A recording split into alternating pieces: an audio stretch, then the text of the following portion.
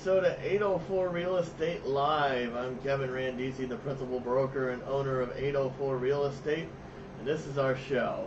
Tonight we have Curtis Moore here with us with Curmar Contracting. Welcome, nice Curtis, to the show. For those who haven't seen the show before, the format of the show is simple. First, we're going to have a quick Q&A session with Curtis, talk about Curmar Contracting. And then we are going to fit our listing spotlight in the middle of the show. Tonight we have a listing from Rhodesville. It's our latest listing. It's 25093 Constitution Highway in Rhodesville, Virginia. We're going to take a look at that property as we shot a video tour of it yesterday, and we're going to show that to you live tonight. And then we're going to open it up to you, the audience, to go ahead and ask us questions. So during the show, if you've got a question that comes to your mind, feel free to type it in the chat box, and we will go ahead and we will ask it in the last part of our show. So tonight's show, we're going to talk to Curtis about new construction, because Curtis is a home builder. Yes. So let's go ahead. We've got a bunch of prepared questions beforehand, and we're going to ask Curtis. So Curtis, tell us a little bit about yourself. I got into the construction industry back in 2004. It was really unannounced. Just something I just decided to do. Working a job, and I wanted something more for myself. And I always had aggressive goals. And at the time, my job wasn't going to get me to those goals. So I decided to do something different. After a couple of failed businesses, I went into the construction industry, and that's pretty much, Pretty much, it's Yeah, it was one of those things where when you work for somebody else, you're gonna be a dream supporter, or you can be a dream chaser. So I decided to chase my dreams, and there's no disrespect to anyone who supports other entrepreneurs' dreams, but I don't think I was put here for that cause. No, I hear you on that. That brings me to a story as far as my own career. I remember back in 2011, I worked as a corporate accountant. Actually got my business degree from VCU in accounting, and decided to get my real estate license in 2006. And then 2011 rolled around, and I was still working in the corporate field. I was 30 years old at that time. We had our company was getting rid of people here and there, and it was my turn. Yeah. So, been there. Being a young 30-year-old at that time, I said, you know what, I'm going to take a chance in life. I'm going to go into real estate, and I'm just going to go ahead. I didn't really enjoy accounting at that particular moment. It just, the 8 to 5 just wasn't for me. And then I said, I'm just going to go ahead and throw it all into real estate, and I haven't looked back since. Some of the accomplishments in the past 7-8 years that I've been able to do, they've surprised myself. Yeah. Especially, things like being here tonight. You never know what you can achieve until you try it. Absolutely. You never know. So, how many houses have you built? I built around 20 homes, starter homes. We have a couple of custom homes under our belt. But that's about 20. I do a lot of renovations, additions, and I'm also dabbling into commercial construction a little bit. Yeah, I know we talked a little bit before you were coming on the air. What type of home building do you specialize in? I mainly specialize in the starter homes. The first-time home buyer will probably love my price brackets and my blueprints that we have for like the first-time home buyer. They're cozy and affordable. Nice, cozy, and affordable homes. So they sell pretty fast. Yeah. In this market, they sell pretty fast. You've got a very good product. People are ready to buy it. It's one of those houses, 101 East 32nd Street. Yes. Tell us a little bit about that one. We're gonna take a quick look at it here. I got a quick slideshow. I'm gonna show them some of the photos here. And take a look at the quality of this house here. You've got a lot of features that you don't see that you have standard, like tile surround. I still do upgrades, ceiling fans in all of the bedrooms, tile flooring in all of the wet rooms. Here's the front of the house. Looks beautiful.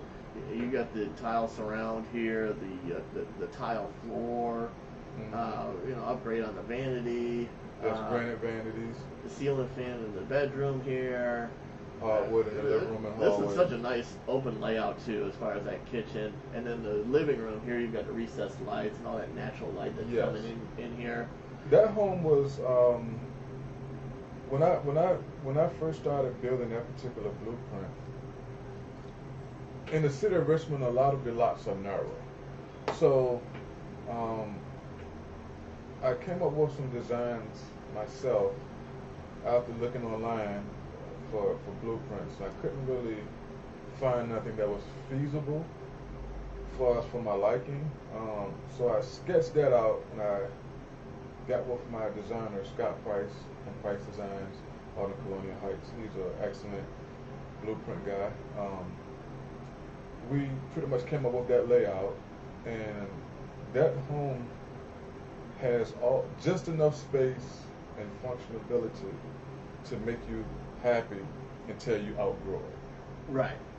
You know what I mean? Until you outgrow it. It's a fantastic layout because you walk in, you've got a nice big living room. You've got the 2 bedrooms in the front, split by the private master. Yes, private master and his own master bath. Mm-hmm. Which in most homes within that comparable square footage, the older homes, you're not going to get 2 full baths. No. Which is rare within that square footage. So. Plus, with a newer house too, you're going to get the efficiency. Yes. Your heating and cooling bills are going to be lower. Definitely. Especially with the R values going up for the insulation requirements. Correct. And with a newer house too, everything's modernized, so you don't have to worry about replacing the siding in a couple of years or replacing the roof or whatnot. You're good to go for a very long time. Yeah. That particular house is nice too because it's situated on a corner lot, which that's very uncommon. Yeah. And it's conveniently located to Forest Hill. Everything in Forest Hill. That whole area is on fire. Right yes. Now. That whole area is on fire. The whole it's Minnesota, Manchester, the James River, VCU, everything down there. People that are thinking about getting into the trade business, like you did, what advice would you give them, looking back? The best advice I can give anybody, this is an industry that's very competitive. You have to have thick skin, but over top of all of those things, you actually have to have a passion. You can't get in it for the money. You get in it and love what you do, and the revenue will come from that because it's going to show in your work. So you have to have a pure desire for it. If you just want to get into real estate or get into construction and say, I just want to make money, that's not the proper mentality from my personal experience to have. I love the fact that I can take a empty piece of land and it's going to be written in the history books that Curmar Contracting put that. Yeah, you were the builder of it. Yes. And that I get that satisfaction. I get the satisfaction when if it's a elderly client that needs a wheelchair ramp, that she can now comfortably get in and out her home, and I made that happen. Or, we have a project now in Rico that's coming up. The client has a disabled child. So pretty much we're adding a handicap addition, compliant addition onto the home for them. Good So stuff. That's good stuff to hear. You just gotta love what you do. If you love what you do, you're never working. Yeah, and the money will come whenever And the money will come. when you show that that you have a passion for what you do. I see a lot of people that do get into real estate as far as wanting to be a realtor or whatnot. They come to me and they want to say, hey, I want to get into real estate. It's easy money. And they No find money is easy. Now, I haven't found the way to make easy money effortlessly. You know what I mean? Yeah, people find out that is not the case. That's definitely not the case. Our business has, I think it's about a 90% failure rate. Well, it's up there with the restaurant industry. Most restaurants close within, the first 24 months of opening. It's definitely up there with the restaurant industry. Yeah. But you gotta love what you do and learn from people that are willing to show you, that have more experience than you have. Yeah. You definitely, I had a mentor. Just so happened my mentor was a builder and a real estate broker, so I had the best of both worlds. Yeah, you learned both. And I sucked up every piece of knowledge I could get. And luckily, he was very convenient for me. He was a friend of the family. And when we ran into each other at Lowe's one day, I mentioned to him that I was trying to get into the construction industry. Mm-hmm. And he knew I had no experience. And the first thing came out of his mouth, he said, "You sure you want to do this? You sure you want to do this?" I said, "Yeah." He said, "Well, I'm gonna stop by and I'm gonna see what you got going on," because I was renovating the house that I grew up in, that he used to live down the street from. And I used to always wonder, I was like, our neighbor owns 6 houses on this block. He's always working on them. He was adding on to his home up. Always putting in another garage in the backyard. So I was like, okay. Then I realized, I was like, when my dad goes to work, he's still at home. Yeah. Even if he's in his backyard cutting wood, but he's still working for himself. So I realized, okay, my dad is going to work working 50 hours a week, and we only own one house on the neighborhood. He's waking up and working in his backyard. He owns 6. So I was like, something is definitely different with that picture, And that's one thing I think a lot of people don't see. If you go to your regular job, it's 40 or 50 hours. Granted, you have the security of the job, but you have a single source of income, and it's one of those things that I found, and I'm sure that you found as well, that you have those 40 or 50 hours to strategize on what you're going to do with your time and to maximize your value. Yes. It's a very hard thing to do being a small business owner, but if you're successful at it, it can be very, very lucrative. Yes, you got to work hard and be a little bit miserable for a period of time, and then you'll be working smarter and a lot more happier. Yes, yep. So that's just the gist of that. You have to work hard, though. Hard work, anything you want to do. But this industry, it demands hard work and good craftsmanship. I can't stress that enough. Your craftsmanship has to be on point, as best as you can humanly get it. If you constantly got to perfect your craft. You can compare it to sports. You can't. If you look at sports, somebody like a Steph Curry, he's not the greatest three-point shooter by chance. He's the greatest three-point shooter because he probably shot a three-point shot over 5 million times. Mm-hmm. Now, since his early basketball childhood days to his professional career, he's probably shot that ball over 5 million times. Oh, you practice makes perfect. Most of those guys shoot 500 shots a day. So when you constantly repetition breeds precision and perfection. So the more you're building decks, the more you're framing homes, the more accurate you'll become.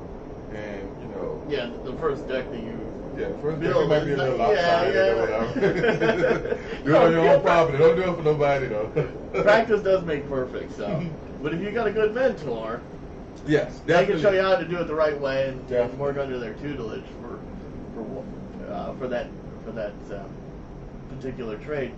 There's no room for cutting corners in this industry. No. What we're going to do now is, when we come back, we're going to go to our listing spotlight. We've got a house to show you in Rhodesville, off of Constitution Highway. And then when we come back from that listing spotlight, we're going to get to your live questions. So be sure to go ahead and type them in the chat section, and we're going to ask them to Curtis live. You going to be ready for the live questions? Yes, We're going to put you on the hot seat. Put me in the hot seat. Sounds good. Well, don't go away. We'll be right back.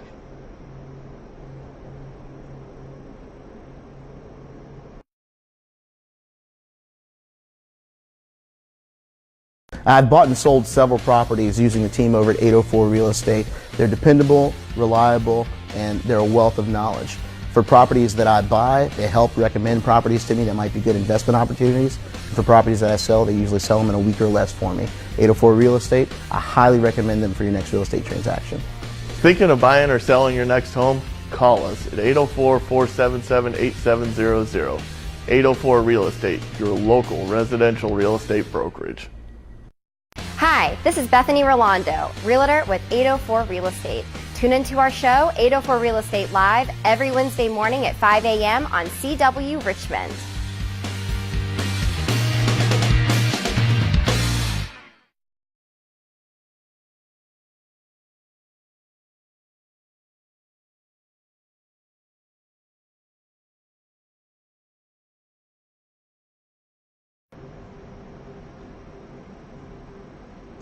And we're back. Kevin Randisi, principal broker, owner of 804 Real Estate, here with Curtis Moore of Curmar Contracting. And we are at the portion of the show where we are going to spotlight one of our listings. Tonight's listing, we just got into the MLS over the weekend. And the address is 25093 Constitution Highway. It's located in Rhodesville, Virginia, which is approximately about 10 or 15 miles north of Lake Anna in Louisa. This one's actually in Orange County. We're going to go to that particular property right now. It's a 3-bedroom, 1-bath, 1,680 square foot house that has a 1,680 square foot basement. So it's a 2-story brick rancher. So it's got lots of opportunity. A lot of space. So here is the property. Here's the front door. You can see it's a brick on the outside here, and see the surrounding outside. Covered front porch. One of the nice features as we go inside here, you see that beautiful door. They don't make those doors like that anymore. Solid wood. They make them. Yeah, it's pricey. Yes. That's one of the things I love about those older houses. They have those nice doors. The hardwood floors on the inside here. You've got your coat closet, ceiling fan. As we walk on through, it looks like there might have been a small addition built onto the house. You can see it right through the window there, because typically they wouldn't put the window right there. They don't put an exterior window into that window like you said. You don't do it like that. Yep. Nowadays anyway. The solid wood cabinetry here. The appliances were left in this one. So we got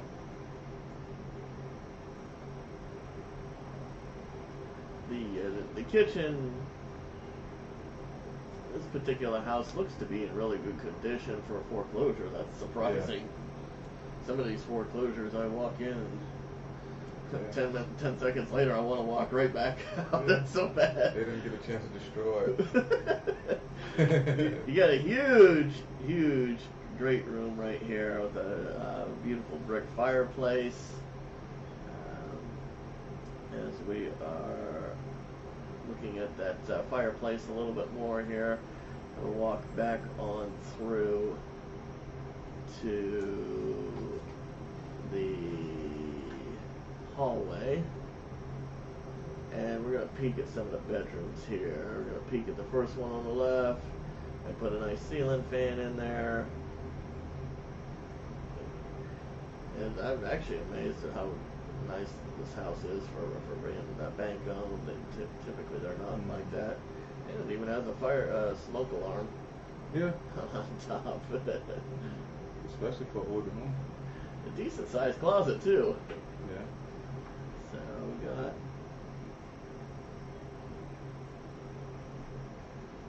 that, and we're gonna go back into bedroom number 2, bedroom number 3, and then you've got the staircase that goes down to the unfinished basement. So you got another nice bedroom there that's got 2 windows instead of 1. Decent sized closet too. Get to peek inside there. And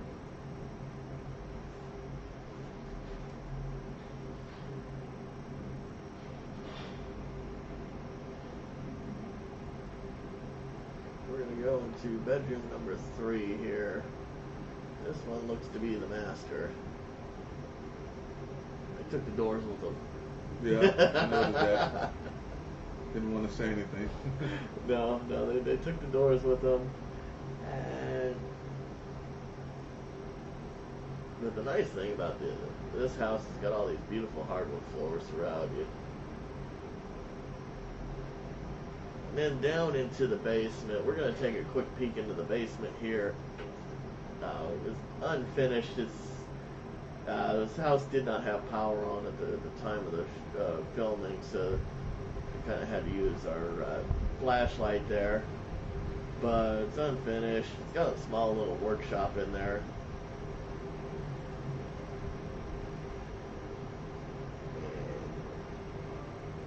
And whatnot. So you got 1,680 square feet on the top and 1,680 square feet on the bottom. So A lot of expansion room. yeah, 3,000 square feet for 164.9. You can't 3,200 square feet. Old school.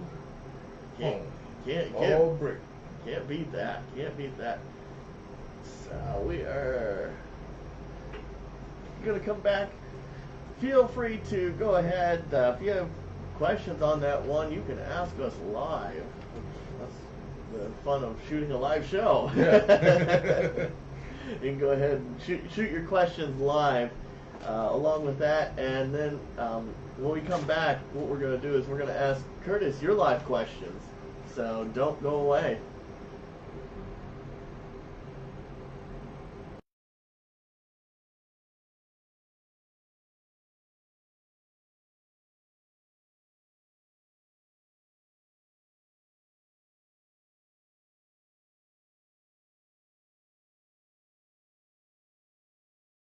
I've bought and sold several properties using the team over at 804 Real Estate. They're dependable, reliable, and they're a wealth of knowledge. For properties that I buy, they help recommend properties to me that might be good investment opportunities. For properties that I sell, they usually sell them in a week or less for me. 804 Real Estate, I highly recommend them for your next real estate transaction. Thinking of buying or selling your next home? Call us at 804-477-8700. 804 Real Estate, your local residential real estate brokerage. Hi, this is Bethany Rolando, Realtor with 804 Real Estate. Tune into our show, 804 Real Estate Live, every Wednesday morning at 5 a.m. on CW Richmond.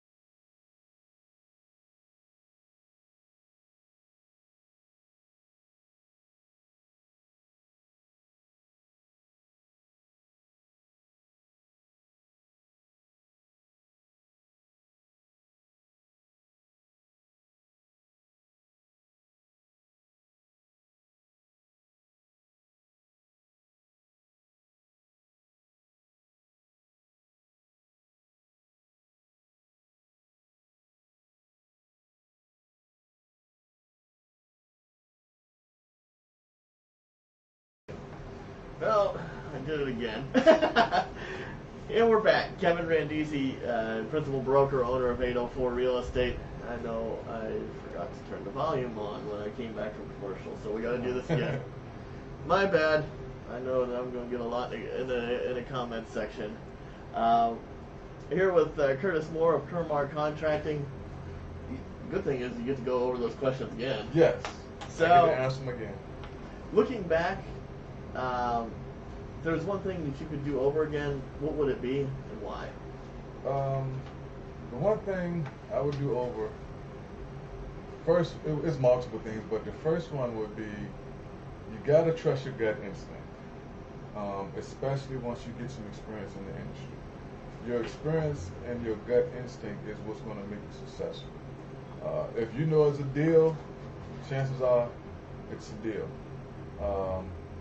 If you know it's not a good deal, don't try to force it. If your gut's saying, hey, that might not be a good investment, or that might be a good decision to do, or that project might not be a good project to take. But your gut instinct allows you to read not only business transactions, but people that you may have to do business transactions with. Yeah. So you definitely gotta follow your gut instinct, and don't be afraid to take risks. You know, you can't be afraid to take risks. I love that advice. I love that advice. Because, you know, you're only gonna get a reward if you take a risk. There's no reward with no risk. So if you play it safe, then live safe and be complacent. You bring up a very good point. On our handicap ramp out here, we dedicated our handicap ramp to Scott Powell, who was my mentor.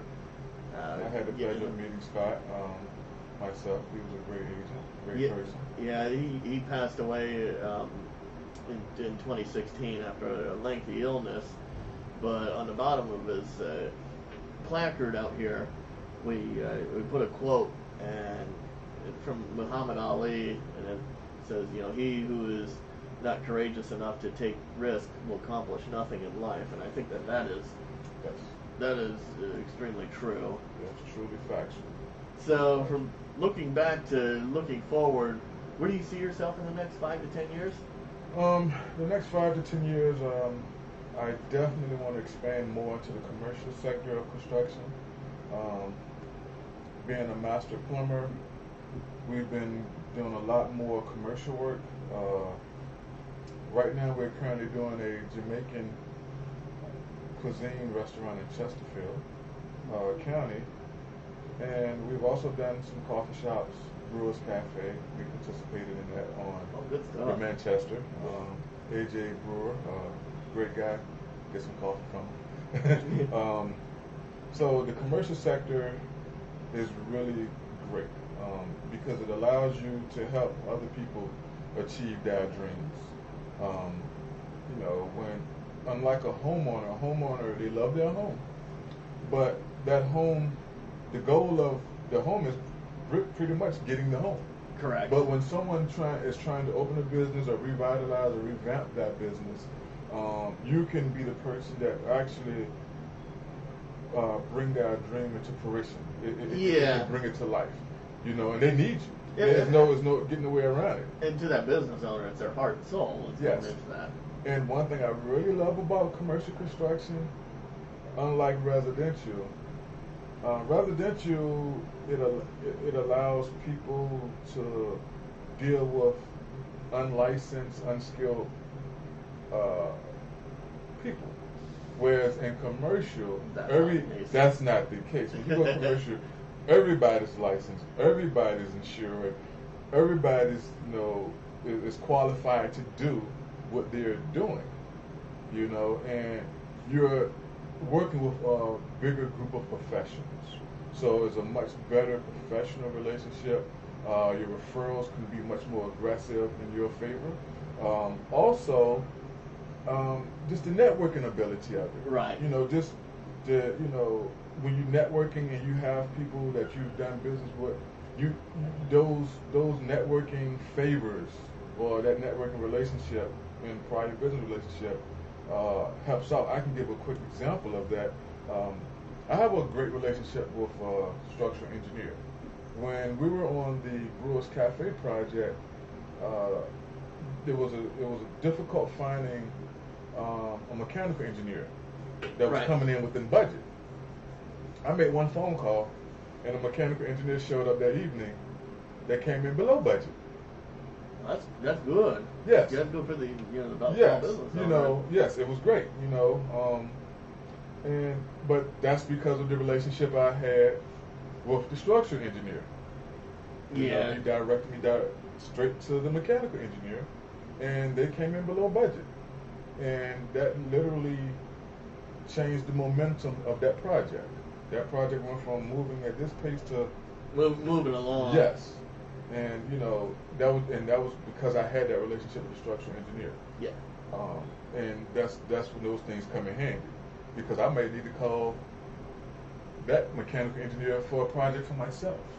Right. That I might be doing a commercial building, that I might be considering doing a strip mall or something. And it's like, okay, well, let me call this mechanical engineer. Yeah. And then the relationship is already there. So definitely commercial construction. Yeah, commercial's booming right now. If you read the Richmond Biz Sense, there is always something going in. I mean, you look at all the commercial businesses. You look at a lot of stuff has to do with the craft beer. The craft beer is you can look downtown. I mean, you can just cross the Manchester Bridge or the Lee Bridge and just ride Broad Street to the boulevard. They have pizza and beer. Richmond now. Richmond is biking beer town. Yeah. Cycling and beer. That's all. No, cycling and beer. So cycling and beer. I don't see the connection, but Richmond is cycling and beer. It might not be the best connection. Yeah, it might be. But Richmond is now cycling and beer. You either ride your bike or you're going to be going somewhere drinking beer. Good stuff. Now, we're at the portion of the show where we're going to go to the live questions. You ready for the live questions? Yeah, hit me with the live questions, audience, please. All right, the first one comes from Cindy Brooks, and she asks, what class license are you? I'm a Class A commercial and residential, as well as plumbing contractor. I'm a commercial builder, residential builder, and I'm a master plumbing contractor. And she has another question. She asks, how do you compete with the fly-by-night companies that pop up? They may be cheaper, or even though they're gone tomorrow. The fly-by-night companies, that's what they are. They fly by night. Right now, in December, we will be in business for 15 years. And yeah, so that's just the referral base from somebody from 10 years ago. Like we have a project coming up I mentioned earlier in this show in Henrico, where we're doing a handicap accessible addition. Well, I did an addition for that client back in 2009, and now they're coming back and putting an addition on another home. So I don't worry about the competition. I just worry about the track record of me and my company, and that solidifies the business, and business comes from that. Good stuff. One of our audience members, Brian Kinsey, says, hey, Curtis, it's good to see you. Hi, Brian Kinsey. Haven't seen you in a while, man. Good to hear from you. Brian's actually the head of, speaking of craft beer, when we were talking about that earlier, he's actually the head of one of the, I think the James River Brewers Association. Correct me if I'm wrong on that, Brian, but I think it's the James River Brewery Beer Association, one of those organizations, but he's the head of it. So okay, he was actually on this show too. So he was taking live questions as well. Yeah. So he knows the position you're in. Brian and myself, we worked together for about 8 years at Certainty. Oh, awesome! Prior to me starting Curmar Contracting. Well, I actually started Curmar Contracting working there. Yep. Awesome, good stuff. Cindy asked one more question. She's the house on 32nd Street. How long did it take to build that? It's still in process, and it's 95% of the way done. That's like a 4.5 month build.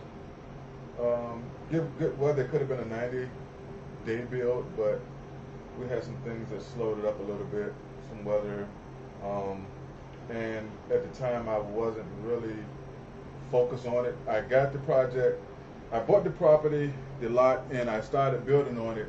And when I saw the neighborhood turn, then I started picking up momentum on the construction process. But I was so busy doing other things. But usually a house that size, we can turn it over in good weather 90 days after permit is issued. Yeah. After permit is issued, not before permit is issued. We don't control the permit process. We don't The control permit that process, that's a whole different animal. Yes. And if you're in the industry, you understand what I'm talking about. Pat Green comes to us. She asks, what type of warranty comes with new construction? Usually we do a 3-year structural and a 1-year cosmetic. 3-year structural, 1-year cosmetic. Good stuff. And then that's all detailed out. Yes, and it is detailed within a warranty packet. She asked another question. The home that you featured on the corner lot, how long was it on the market? What was your most rewarding constructed home or renovation? I think we listed. That house was listed. That house sold in 8 hours. Yeah, eight whole hours. You emailed me at a little bit over 8 hours. You emailed me at 9:15, said we are live on the market, and then I got an email at 7:30, so we had a full asking price contract. So it sold in a day. I was actually working on the home the day it went on the market, and it showed like 9 times. Yeah, we kept you busy that first day. Yes, it showed like 9 times. And then, what was your most rewarding constructed home or renovation? Ooh, that's a good one. I think my most rewarding construction or renovation was the home I grew up in. That's what started my career. It was a springboard that started. Yes. It was a home I grew up in. I bought my siblings out, my brother and my 2 sisters. I bought them out and I renovated their home while I was working a full-time job with my wife. And that was when that was finished, just to see the fact of a lot of my family and close friends saw, how far along my skill set came from it. That was the most rewarding, and that actually launched Curmar Contracting. Good stuff. Yes. Good stuff. How many guys work with you? I have a 3-man internal crew and a long list of great subcontractors. And then, the second part of that question, do you train other guys? Yes. I would train guys that are willing to work. I can train people. It's a very slippery slope between training somebody who wants to learn and training somebody who just wants a paycheck. So yeah, like you were talking about earlier in the show, you want to have a passion. You got to have a passion. You have to have a passion to do this work. If you don't have a passion, it's going to show in your work, and you're going to get a bad reputation. Then Brian comes back, and actually Pat asked a question. Do you have your own plumbers, electricians, and roofers, or do you shop around? I think some of that stuff is probably I'm a licensed plumber myself, so we do plumbing internal, in-house. We do some structural work in-house. I'm also a heavy machines operator. I run backhoes, bobcats, excavators. Oh, that's awesome. I can do my own excavation, dig my own footers, foundations. I'm very hands-on. I'm a hybrid contractor. I'm cut from the cloth of the old school guys that know everything, but I'm also new age to understand you can't do everything, and you have to subcontract some stuff. That's the hardest thing for me as far as running my own business is figuring out what I need to do versus what's outsourced, because that yes, you can't do everything. Yeah, and we want you. I tried. When I first got into the industry, I tried to do everything, and I realized I can't do everything. And you're not going to do it. You may do it a quality job like the person who does it every day, but like I've been a contractor for 15 years. Yeah. I'm not going to be as fast as a roofer who's been roofing for 20 years. Mm-hmm. Now, my finished product will look just like his because I know how to do roofing. I started off doing roofing as well. Yeah. But no way am I going to be as fast as a guy who's done 3,500 roofs in the last 20 years. Yeah. When I may have only done 150. Correct. I'm not going to be as fast as him. Yeah. It's just not possible. Brian asks, what would you recommend for vinyl replacement windows these days? Oh, that's a great question, Brian. Plygym is a good company. Silverline is still a good company. Right now I use Plygym on almost all of my projects, and they're great. But there's another company I found out through another general contractor. I haven't tried their windows, but we were on a project for another general contractor. We was a plumbing subcontractor for another general contractor. And West Windows out in Martinsville, Virginia, great product. The ratings on those windows compared to Anderson windows, and it's a fraction of the cost. A lot of the older I've gone in I don't want to say the bigger name builder, but I've gone into a lot of their particular houses, especially ones that were built in the 1990s and in the early part of the 2000s. A lot of those windows fog up. There's condensation in those windows, and I sit there in just complete shock because you're going to have to replace one that's going to be 15 or 16 of them. Those homes, I call those the boom builds. Yes. They was built during the boom. But prior to me starting my construction company, I used to work for a Certainty window company. Yes. So one of the departments I was a supervisor on multiple departments, but before I left Certainty, I was glass department supervisor. Yeah. So the problem with windows fogging up is the spacing system that's in between the two panes of glass has failed. Somehow, some way. Yeah. And the condensation from the summer and cold climate is hot outside, but you 76 degrees in the inside with the AC. Yeah. That condensation is seeping inside the glass window. IG unit. And because I was a glass department supervisor, I know a good glass IG when I see one. But that's usually the cause of it. If the IG unit itself failed. And next question: what type of heat and air in the featured home? It's got a heat pump. It's run by Central Heat and Air. Yes. The first floor is now the second floor, the basement. If you were to finish that off, you'd obviously have to put in another heat pump, make it 2-zone, because you wouldn't want to run one heat pump off of 3,200 square feet. No. You killed it. You'll be replacing it in no time. Beautiful brick house. What type of heat? Central Heat and Air. How big is the lot? The lot is just under an acre. It's 0.94 acres of land. No outbuildings. There's just looks like that addition might have been a garage at one time. Well and septic, yes. Well and septic on that particular house. And the home is zoned residential. To our knowledge, it's zoned residential. Cindy brings up a good question. Can I have a home inspection being a foreclosure? Yes. Yep. Inspections are always welcome. Now, remember, with a foreclosure, the inspections are for informational purposes only. The seller is not going to renegotiate the sales price, and they're not going to do any repairs based off of the inspection findings.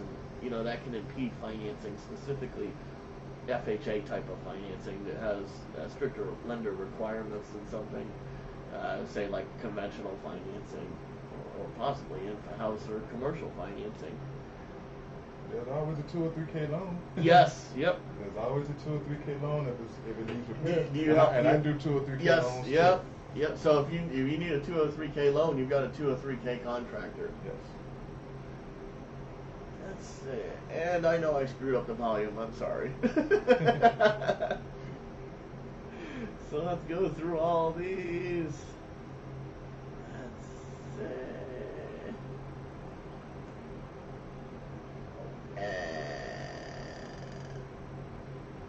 The question comes in: does foreclosures make repairs if they're needed? No, generally not. Unless the bank is desperate to sell the house, they are not going to make any. Not desperate anymore. No, not in this market. Brian says cool, and he corrected me as far as the James River Home Brewers Association. Sorry if I butchered that earlier tonight. I butchered that statement. My bad. So, question, Curtis, do you charge by square footage or by the job? It depends on the project. Certain projects we can bid it out by square footage. Certain projects it's pertaining to the job. There's numerous variables, but the project will have to be looked at to confirm where it'll come in. How about giving estimates to check a foreclosure or a house out? Somebody that buys one to beat up and wants to. Yeah, I was considering getting into the home inspection. I think we had this conversation at the listing. Because I personally feel having a real construction background is a huge advantage. It is a huge advantage. I'll give you an example. We had a new construction one time that it closed at the closing for the inspection. The home inspector was trying to tell me certain things about the plumbing. Yeah. And I'm like, I understand your position, but you have to understand my position. I'm a master plumber for a reason.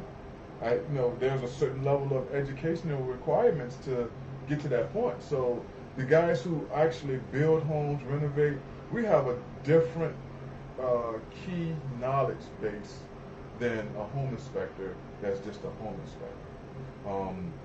So yes, I'm probably going to become a home inspector in the near future. But I could do home inspections for people, but I can't. I'm not a home inspector, but I can do an inspection for you based off of my skill set. Yeah, the one of the things that I found as far as involving differences between a home inspector and like a city inspector was a toilet. City inspector, the plumber, he wanted the bottom of the toilet bowl caulked. Yes, that's cold. Yeah. You have to caulk 3 sides and leave the rear open just in case if the wax ring ever fails, the water will seep through the back and the owner would realize that the wax ring failed. But if you caulk around the complete perimeter, you'll never know and it'll deteriorate subfloor. Correct. The home inspector, they hate to caulk around any part of the. That's why I said there's a big difference between the guy who gets his stuff inspected based off of the International Building Code and the statewide building codes versus the home. That home inspector, their level of knowledge is more of a pass-through level. It's not to pass inspections or understand what codes are from electrical, from the trades to the structural aspect of it. Now home inspectors are required to be licensed, just like you and me. We're all required to have licenses. In the past, that was not the case. I think that's a good thing. Yeah, I think so too. I think it helps the industry. Let's see if we got any more questions. 2 more quick questions, and then we're going to call it a night. Okay. What are some of your new constructions that people can view? And do you dwell out to the suburbs? Yes, I can build anywhere in Virginia. The current listing I have now that's pending is 32nd Street. We're in the process of trying to acquire more land so we can build. But if you have your own land, we can definitely build on your own land as well. And we can build anywhere in the state of Virginia. Awesome. Good stuff. Well, thank you for coming on the show. Definitely. So, we're going to go ahead. We are going to sign out for tonight. Next week, we've got an awesome show planned for you. It involves one topic here that many self-employed people find is useful to them. It's called health insurance. And yes, we are going to have a guest on from U.S. Health Advisors, Alan Lease, who's a sales representative. He's going to talk about all the different plans that are available for self-employed people and people that are buying insurance, and the different advantages versus those plans versus the ones that are through the Affordable Care Act. So be sure to tune in next week for that particular episode, as we will divulge more into that throughout the entire week.